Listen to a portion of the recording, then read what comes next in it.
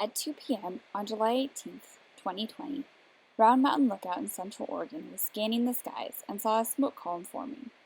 Firefighters arrived on scene of what would later be called the Rosland Road Fire, approximately 4 miles northeast of Lapine, Oregon. The fire quickly grew in hot and dry conditions to 50 acres, then 200 acres, and was finally contained by firefighters at 393 acres. Firefighters from several local agencies, including the U.S. Forest Service, Bureau of Land Management, Oregon Department of Forestry, and Walker Range Forest Protection Association, responded to the incident. Firefighters from the U.S. Forest Service knew the fire was headed in the direction of Newberry Estates, a community that borders the Deschutes National Forest. However, they also knew that the fire was headed in the direction of prior hazardous fuels reduction work, completed as part of the Greater Lapine Basin Joint Chiefs Project. The work was part of some commercial thinning, some bladder fuel reduction, and ultimately some prescribed burning that happened out there between roughly 2014 and the burns that finalized the whole project in that area occurred in early May 2019. Restoring the forest includes understanding Central Oregon's fire-adapted ecosystem. Fire used to pass through these ponderosa pine ecosystems every 5 to 15 years and remove smaller diameter trees and the ladder fuels that carry fire to the crown of the tree. Now we are actively managing the forest to mimic that fire interval by thinning small diameter trees and removing ladder fuels.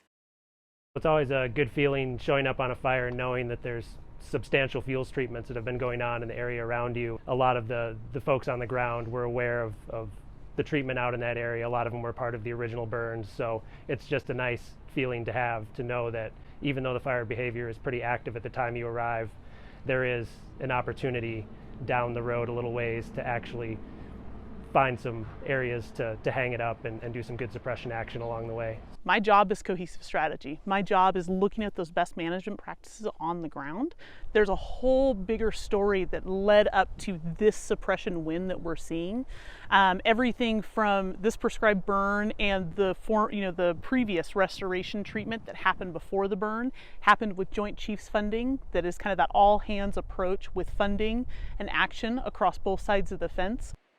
The fuels treatment was funded through the Joint Chiefs Landscape Restoration Partnership, an initiative led by the chiefs of 2 USDA agencies, the Natural Resources Conservation Service and the U.S. Forest Service.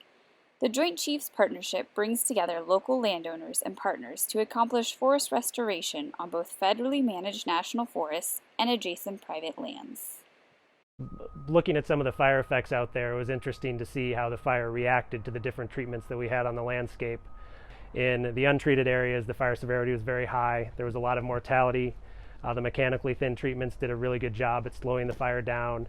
Fire still spotted into them and moved across, but when it encountered the combination of the mechanical treatment and the RX burning, the difference was pretty striking. The trees didn't receive much scorch. The ground fire carried very difficultly through that area. It was just nice to see the final fire effects where the fire hit the treatment and dropped to the ground and was caught by the folks at that point, and still coming back and looking at it and seeing that it was still a viable forest, very resilient to disturbance, a natural disturbance such as fire, and just knowing that that forest is going to perpetuate into the future due to the good work that folks did on the ground out there.